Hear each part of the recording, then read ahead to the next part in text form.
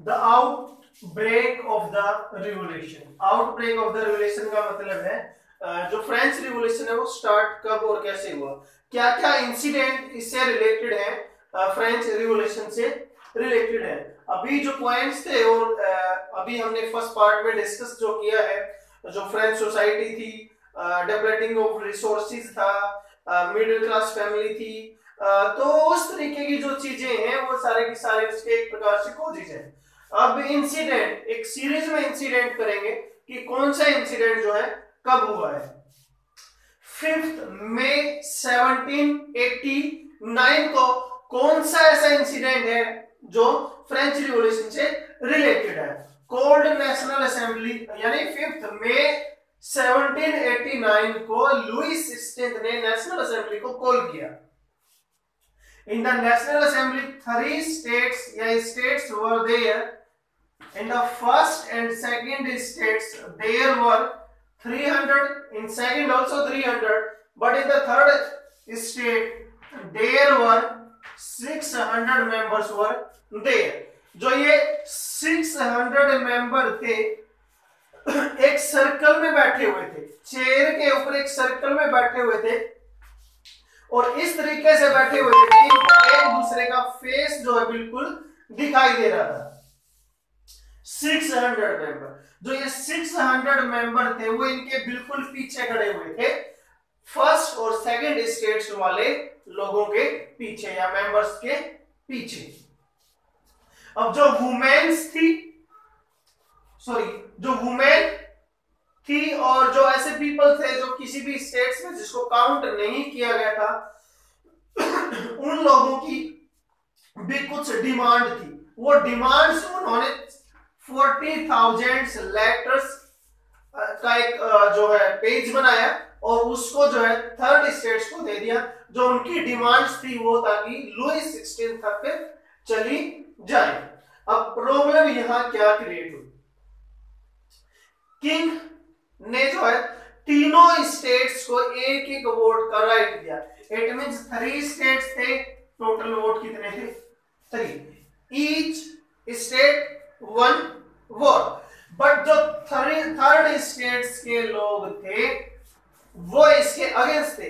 They were demanding each person each vote, यानी 1200 person है तो 1200 वोट होने चाहिए। अब ऐसा क्यों था, क्योंकि मेजोरिटी में तो ये है जब भी कोई लॉ बनेगा या कानून बनेगा तो मेजोरिटी के बिहाफ पर होगा। अगर अकॉर्डिंग टू पर्सन होगा तो डेफिनेटली थर्ड स्टेट्स जो है हर जगह मेजोरिटी में रहेगा। बट अकॉर्डिंग टू स्टेट्स होगा तो फर्स्ट और सेकंड स्टेट टैक्स पे ही नहीं कर रहा था। इट मींस ये अपने फेवर में डिसीजन लेंगे।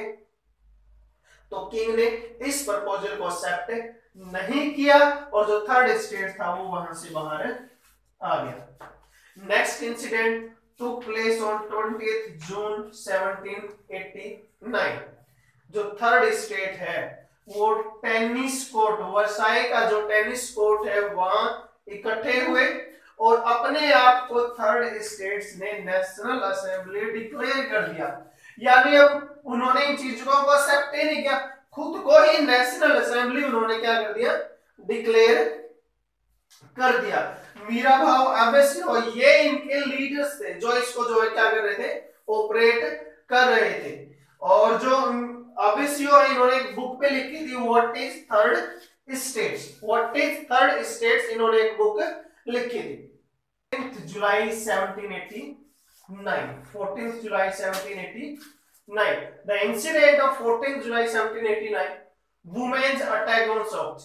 अभी हमने रीड किया था जो ईटेबल फूड्स था वो भी नहीं मिल रहा था, महंगाई बहुत ज्यादा हो गई थी तो लाइनों में खड़े हुए लोगों को काफी टाइम बीत गया था, उसके बावजूद भी they were not able to having the any meals और food. So people mainly womens attack on the shops.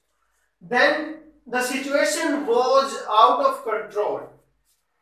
King Louis 16 ordered to the police or even we can say to the troops, यानी सेना को जो है ग्रामीण इलाकों में भेज दिया गया।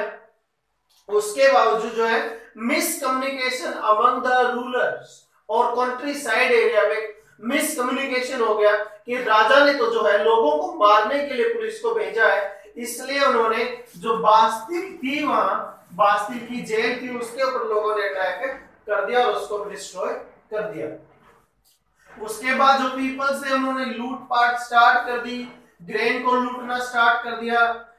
उसके बाद जो पीपल्स थे जो टैक्स पे कर रहे थे, उस टैक्स के डॉक्यूमेंट को ही उन्होंने आग लगा दी, जला दिया, ताकि फ्यूचर में उनको क्या टैक्स पे न करना पड़े। सच टाइप ऑफ जब circumstances were going on in the society, जो नोबल्स थे या जमींदार थे, उन्होंने देश को छोड़कर भागना ही उचित समझा। They flee to the neighbouring countries, यानी जो जमींदार थे या नोबल्स थे अपने देश को छोड़कर ही भागे।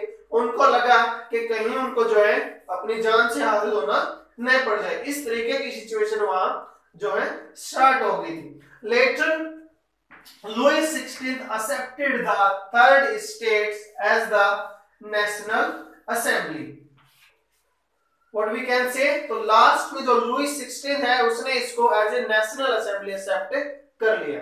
Incident of the 14th August 1789, जब नेशनल असेंबली किंग द्वारा एक्सेप्टेड की गई, उसके बाद जो फेड्यूल सिस्टम यानी जमींदारी जो प्रथा थी उसको अबोलिश कर दिया, यानी जो है फेड्यूलर बीच में प्रॉफिट गेन करते थे उनको बीच से निकाल दिया गया। टाइथ अबोलिश, जो एक टैक्स था ये थर्ड स्टेट्स को पे करना पड़ता था, इट वाज आल्सो अबोलिश्ड, अब इसको पे नहीं करना था। द मेंबर ऑफ क्लर्जी यानी पादरी वर्ग के जो लोग हैं, चर्च में जो पूजा पाठ से रिलेटेड काम करते हैं, उन लोगों को भी जो अपने प्रिविलेजेस यानी जो बाय बर्थ को राइट को यूटिलाइज कर रहे थे वो भी सारे छोड़ने पड़े। Students, it was all over about this lecture. Thank you, have a nice day.